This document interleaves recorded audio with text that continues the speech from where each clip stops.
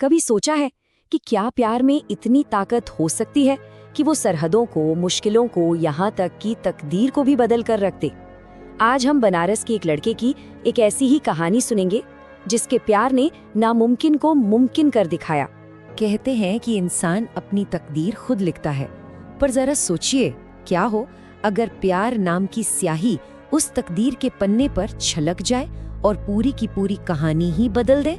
चलिए आज इसी कहानी की गहराइयों में उतरते हैं। तो हमारी कहानी की शुरुआत होती है बनारस से, वही शहर जहाँ की हवाओं में एक अलग सी खुशबू है और घाटों पर गंगा मैया की आरती का सुकून।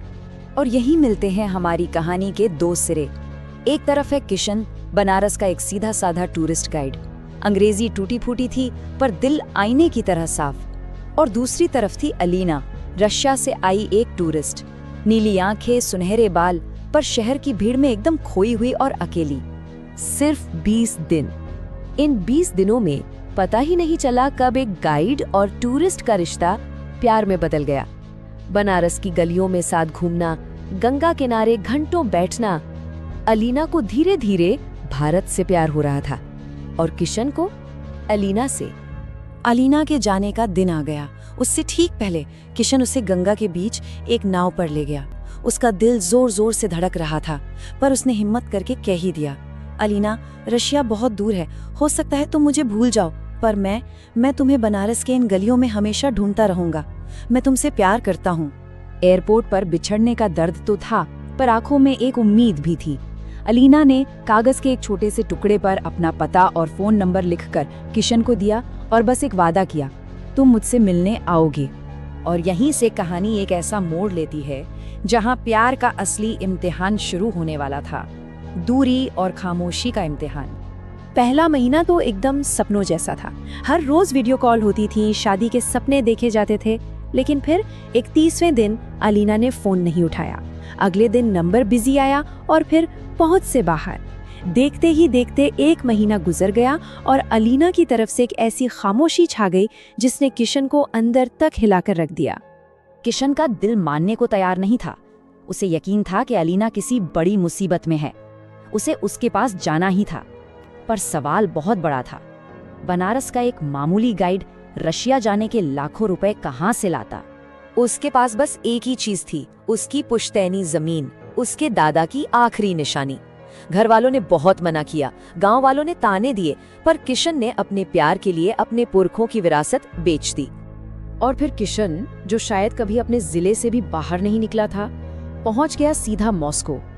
लेकिन एक अनजान बर्फीले देश में उसका स्वागत एक ऐसे सच से होने वाला था जिसकी उसने सपने में भी कल्पना नहीं की थी। 2 दिन तक भटकने के बाद किशन आखिरकार उस पते पर पहुंच ही गया। सामने एक महल जैसी हवेली थी, पर माहौल बहुत अजीब था। महंगी गाड़ियां, काले कपड़े पहने लोग और घर के अंदर से रोने की आवाजें आ रही थीं। किशन धीरे धीरे अंदर गया। उसने देखा कि बहुत सारे लोग एक तस्वीर के सामने खड़े थे जिस पर फूलों की माला चढ़ी थी। पर वो तस्वीर, वो किसकी थी? जैसे ही किशन की नजर उस तस्वीर पर पड़ी, मानो उसके पैरों के नीचे से जमीन ही खिसक गई। वो तस्वीर अलीना की थी। एक पल में उसकी पूरी दुनिया अंधेरी हो गई। लेकिन तभी उसकी नजर एक कोने में व्हीलचेयर पर बैठी एक लड़की पर पड़ी, और जैसे ही उस लड़की ने अपना चेहरा घुमाया, किशन की सांसें रुक गईं। वो अलीना थी। अगर ये अलीना है तो फिर तस्वीर में कौन था? अब वो राज खुलने वाला था जो किसी भी इंसान के होश उड़ा दे।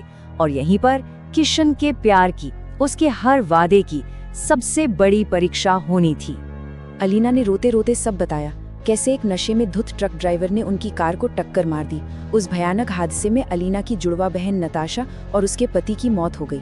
अलीना बच तो गई, पर उसकी रीढ़ की हड्डी टूट गई। डॉक्टरों ने कह दिया कि वो अब कभी चल नहीं पाएगी। वो खुद 1 महीने तक कोमा में थी। उसका फोन भी टूट चुका था और उसकी गोद में जो बच्चा था वो नताशा का बेटा, उसका अनाथ भतीजा था। ये सब सुनकर अलीना के पिता आगे आए। उन्होंने किशन के हाथ में एक ब्लैंक चेक थमाया और सीधे सीधे कहा, ये लो और जाओ। मेरी बेटी को इलाज और पैसे की जरूरत है, एक गाइड की नहीं। मैं उसका ख्याल रख सकता हूँ, तुम नहीं। किशन ने शांति से उस चेक को देखा, फिर अपनी जेब से अपनी जमीन के कागज निकाले और बोला, साहब, मैंने अपनी विरासत घूमने फिरने के लिए नहीं बेची। अगर वो चल नहीं सकती तो क्या हुआ? मेरे ये 2 पैर जिंदगी भर उसके काम आएंगे। और ये बच्चा बोझ नहीं, आज से ये मेरा बेटा है।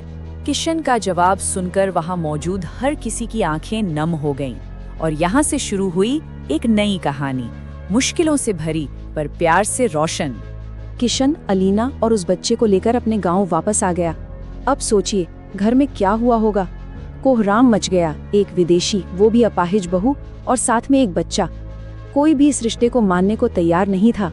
लेकिन तब अलीना ने चुपचाप उस बच्चे को किशन के पिता की गोद में रख दिया।